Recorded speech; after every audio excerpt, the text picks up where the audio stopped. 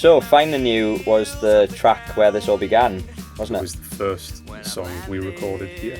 Yeah, which was February 2021, I believe, which was when things got a little bit better, just started out with COVID and we were allowed back in the studio. We wanted to get on it a bit earlier, but post-COVID and stuff, so we had the drummer, one of the temporary Crosswalks drummers, James. Yeah, James was on this one. He was only on 3 or 4 songs on this album, I think, and that was one of them. Yeah, so it's going to open the album. It's a great little kind of like acoustic intro, showing people where I've come from, and then it's kind of going to be going to like a big band explosion halfway through, isn't it? It's one of the more rockier ones on the album. It's a fun one to do, and it was a good session. I remember really enjoying. Yeah, it was the first one, and it was the kind of okay, this is the start now, and we were all really excited. And first Kewen song with real drums as well. Yeah, exactly. That was really good. That's how I get to finding you. So, Chapters is probably the most. It's probably the thing I'm the most proud of on this thing. I think it's the best song on the album. Yeah, it's. I listen to it and without fail, there's a smile on my face. Yeah, saxophone solo. We've got a guy called Wayne to come in and do a sax solo. It was great. I always wanted a sax on this. I wrote this up a mountain in the lakes last year, along with Lake Song. And it was just like great to have such a feel-good song. We had a few features, a few friends help out. It's such an upbeat, feel-good tune, and this is what the album's kind of supposed to be influenced by. So it's kind of it's just such a bop, and I love everything about it. I think people will enjoy this one. I hope so. So The Line was a single. The Line is out. It's the only song as we're recording this that's out, but it's a great song. It really grew on me, this one. Yeah, this wasn't intended to be a single. This wasn't intended on being on the album. I thought this was a B-side kind of. Oh, it's okay. I wrote it in lockdown, but it's like it's kind of just it's one of those songs you can throw away a little bit. And we did this quite early on, and I remember really liking it from the get-go, and I think when there was the discussion there about whether this was going to be a single or not, I think initially you had reservations about that, and everyone else was like, no, this is actually really good. And then hearing it again today, first time in a while, I think I've really come around. Right, I've really come around. It's actually grown on me, this song, beyond like a lot of songs on the album. It is up there in my top few now, I'd say. The bridge, what we did on the bridge was very different with the harmonies. We got our friend James Brown and he did some really cool stuff. And it fades. It's the only song we've got with a fade out. Which I was thinking about that today, actually. It's one of the only fade outs.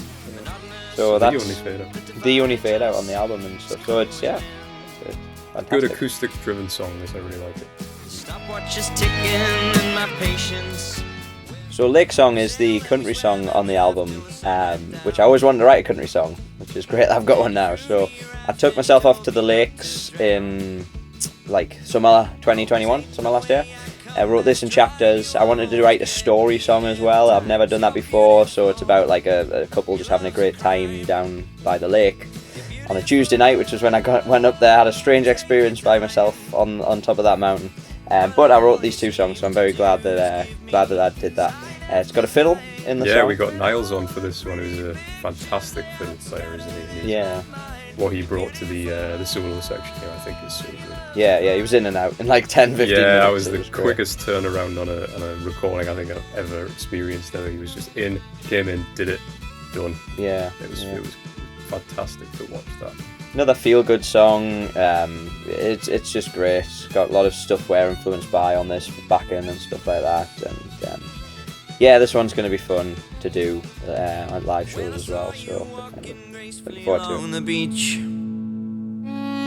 There's a few things. So this song is an old song, a very old song. It could have been on Chimes. I wrote it in my first batch of songs back in the day. Which is amazing that it's made it. It's made the cut. Yeah, it's come all the way. I think it's one of the more deep cuts on the record, but it's I've got a really soft spot for this song. It's the bridge again is one of the best parts, I think. It's got a piano in, which I did a little bit as well on this, just some backing stuff to beef it up, which again we had a lot in Chimes. I like the backing. I think I did a lot of the backing on this. hearing it back again today for the first time in a while, it was what we did with that was really nice, I think. Mm-hmm. Yeah, again, Hannah's bass, brilliant. James was on this one as well, drumming wise. Yeah, James did this one. There was a lot of one of the earlier ones that we did actually. Oh yeah, it was in the first batch of recording, wasn't it? Yeah. Yeah, it's a fun one. It's a nice album. So. And it ends on a very interesting note, which some of you may like, some of you may not. But, I like it. I think I love it. Hannah does not. Was never good enough. So you start this one for guitar solo. Yes, so this is one of my only lead bits on the album actually. I play a little Telecaster solo to start. I can't remember, was that an afterthought or was that always the plan to do that? I think I always wanted some sort of lead thing, but I didn't know if it was going to be me or not. But this one's really catchy as well. I love this song. There's some great backing on this song, I find. Yeah, Dean's on this one. Dean helped out, who's now the guitarist in Kewen and the Crosswalks. He's took your job. We got Jack on the drums as well. Yeah, so Jack, a friend from school, Jack Heron, helped and stepped in on about 7 or 8 of these tracks, and he took over from James. And yeah, he's been a great help with all this. Bit of cowbell on this. Yeah, it's just a good, powerful rock song. I think this one, the sort of heavy guitars kind of underpin quite a lot on this album. I think this one I really get kind of it's a driving rock Feel song. good really song. Like, yeah. Big drums, big bass. Harmonica, which is the only time that's on this album, which was it's a shame I didn't get more in there, but looking back we've done so many different things on this album that this one will be fun live, and yeah, it's just great all around as well. So. When I hear that bass to the rhythm, I feel my soul. I wrote The Change. Actually, this is the only song that I wrote without an instrument. I wrote this on my way home from a gig down in Leeds, on my way back home at uni once. Did not know that. I thought you did. It's I just started singing that,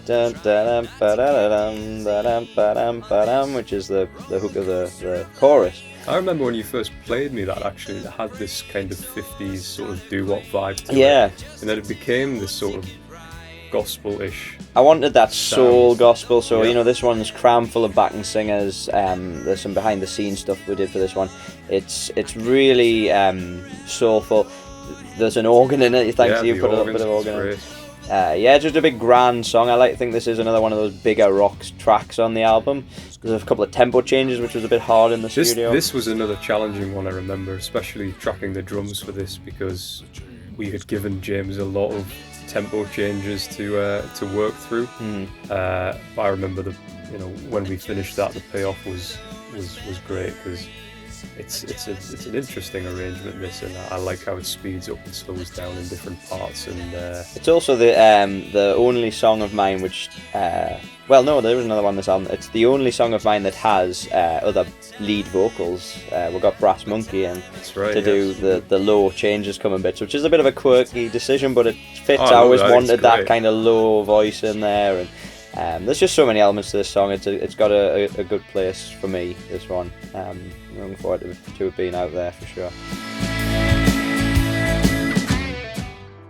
So Lost Shards is one of the ballads on the album, and it's about a lot of heartbreak. It's piano driven. We went to the old church studio up in Rothbury, which we're heading back to do some live lounge sessions. That was an experience for sure. The grand piano there, fantastic. The space, absolutely beautiful, and I think you really get the sense of the space in the song. I think it sounds really big. It sounds really sweet. It's a nice song. Yeah, really nice. We put some synth on this, which we've never done before. It picks up a bit in the bridge, doesn't it? It was like a little tempo change. Yeah, we've got some acoustic guitar in the bridge. It kind of changes focus a little bit in that section. It's just a small 20-second bridge in this, but I think it sounds so good. It's one of my favourite standout bits from the album, actually, is that section of this song. Yeah. It's just an overall really nice, well put together piano ballad. I really like it. Piano driven, and I think this one was definitely challenging on the vocal aspect, but I think it's pushes my capabilities like a lot of the record pushes your guitar capabilities. There's a lot to it, isn't there? So it turned out very nice. Yeah. All of the darkness. So same outfit, same place. So SOSP is a very unique song in its own strength. It was a very dense mix of, like, we got the horn player in, and he overlaid a bunch of different stuff. It's a love song about being in the same outfit and the same place, and just revisiting some of those times, you know, that you go through in life, being reminiscent and being nostalgic about places. So yeah, I really wanted something special on this, and we got Connor in to do some back-end vocals. That's right, that yeah. was quite recent for us doing this now. Yeah, anything like that? It's one of the more quirky songs on here. I think the addition of the horns is something very unlike any other track on the album. But I think that really serves it well, and like you said, it's quite a dense mix. There's quite a lot of elements going on there, but it blends together nicely, and it's just a good, powerful song, I think, and it's nice that it has that meaning behind it, and just overall a really good sauce. It's got a good build up, this one. Yes. With the layers, and it kind of falls apart at the end, which I quite like. Yeah, I was I like against that when we did that in the studio. I was like, I think the drums need to be in time, and you were like, no, and then it kind of worked out that it kind of fades out and well, it doesn't fade, but I love stuff like that. I like the idea of something sounding like it was actually played as well. Same love caught in the same fate. So Can't Have You is one of the longer tracks on the album. I remember when the seeds for this song started a very long time ago, and what it became, I think, is probably very different from where it might have ended up if we had gone through with it all the way back then. This was going to be the first song we did with the original lineup. I think but, before the album was even conceptualized, I think this song was always going to be there. It's an older song of yours, isn't it? It's an older one I wrote around uni time. It's it's got a lot of stuff back, but the stuff, like you say, was transformed into it. Hannah's bass, like a lot of the songs on this album, Hannah's bass has really just added so much to this. Jack again on the drums. It was a challenging one to put together, this one. There was a lot of tempo changes and with things within the arrangement that were quite tricky, I think, at the start. And yeah, I found this was probably my hardest acoustic guitar take, just with kind of getting the timing right. I think we'd had a long day in the studio. Didn't you have to like put a sock in the first two strings? I made sure I got the right amount of strings. That sounds like something I would do. Yeah, or something in there. But yeah, it's quite long. I love the bridge of this one as well. This turned out very well. I think there's some of my favourite lead playing that I got to do on this, I think, is in this song, and it became a very nice, spacious, sweet sounding song. It's long, but if you stick with it, I think it's a really good payoff when you get to that bridge, and the end is kind of this weird thing, and it's just a fun one. This, I really like it. So by my side is the grand, big song. It's the biggie. It's the Jesus of Suburbia, the Rosalita Come Out Tonight for Springsteen fans out there. It's a big rock song that goes from where it began to the end and kind of visits some little pieces in the start. You could call that one in the middle in its own song. It's several songs in one, isn't it? It's got this kind of overture that we come back to at the end, and then it explodes. You know, completely different keys, completely different tempos. This was a big project in itself. I remember we decided to do this one last because of how, you know, grand the concept was, and it was going to take a long time to get right, but it was actually quite painless as far as recording. I think we got into the swing of things. And definitely. This was my first time writing for a band as well. Like, I mean, I've wrote some things like Chapters and The Change for a bigger sound, but by my side particularly, you know, harmonies in mind, parts in particular I wanted played, and you know, like I had a gap in this point and I wanted a drum fill there. This is particularly a song that I wrote in lockdown that I wanted for a band now that I had a band behind myself, so I think that was very important. I mean, we did a lot of experimental stuff with this one as well. There's if you look for the Easter eggs, there's a gong in there somewhere. There is a heavy metal section basically, which is very unlike my sound. But well, I was going to say this is a standout one for Jack. Jack did it. Jack loved doing that. So, amazing job on the drums on this one. It's so powerful. It's brilliant. Yeah. There's some great work all around from everyone involved. Backing, we've got the choir, the all get on ups in there is like another great standout. The gang vocals, yeah, definitely. That's its own sound that it's so distinctive for this track. I think it's going to be, I hope, a favourite for this one. If they can make it through the whole 11 minutes, it's worth it, I promise. It doesn't feel like 11 minutes, which is good. You know, you've got a good song then. Ambitious for sure. Definitely. So A Decade is going to close the album. I wanted to really... I knew this was going to be the closing track. It's a very, very personal song. There's also a behind-the-scenes thing of this. We did the bones of it here, but then we went to the old church studio again where we did Lost Shards. So both ballads have been in Element recorded there. So A Decade was done there with this string quartet. Well, it was 2 strings, and then we recorded both. That was incredible. I've never done anything like that before, as far as the space that we were working in, and the string players, and the Johnny, the guy who did the arrangement, had put together this amazing thing, and we had no idea. I remember we had no idea what it was going to sound like until we showed up on the day. And the payoff there was just so good. I remember. They sound beautiful. Like nothing's made me feel like that before, especially something so personal, something that's like been written by myself.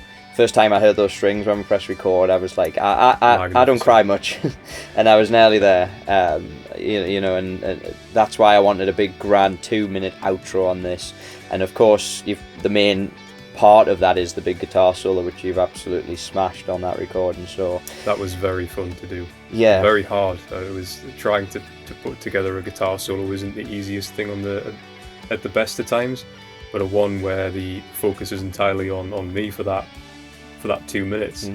It's the pressure's on to write something that is catchy, but then also very shows off some virtuosic elements. It's a very tricky thing to do, but I'm so pleased with how it sounded. In the end, it sounds fantastic. One of the best parts for the guitar, definitely, for the album. So yeah, that was fantastic, and a beautiful place to do it as well. A great way to finish the record. For sure.